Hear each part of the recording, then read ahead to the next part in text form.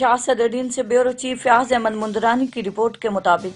डेरा गाजी खान में गाजी press club का इफ्तिताह साबिक गवर्नर पंजाब सरदार जुल्फ़िकार अली खान खोसा ने किया।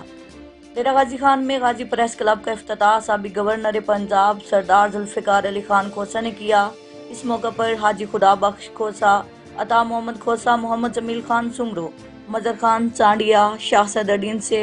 मेहमान खसूसी साबिक सदर आबिद सराय, नायब सदर press club Shah Sadruddin Fayyaz Ahmed Mundrani, Syed Zahid Hussain Shah, Amanullah Khan Patafi, Yasin Raza Soomro, JK news, Sherbaz Buzdar, Malik Fayyaz Anjum, Malik Bilal बोर्ड, एडवोकेट रियाज वडानी, अमानुल्लाह दमानी, लियाकत दुरानी, इजाज खोसा, सैयद रऊफ गिलानी, इम्तियाज बुजदार, जुबैर खोसा, अदनान मस्तोई और कसीर तादाद में लोगों ने शिरकत की। और गाजी प्रेस क्लब के सदर मजर खान चांडिया ने सहाफ़ियों से गुफ्तगू करते हुए कहा कि हमारा मिशन कौमो मुल्क की खिदमत करना, मजलूम की आवाज़ अवलीन तरजीह है। 64 न्यूज़ के CEO अता मोहम्मद खोसा ने कहा कि मैं आने वाले मुअज़्ज़िज़ीन का बेहद मशकूर हूँ, उनकी शिरकत मेरे लिए काबिल फ़ख्र है।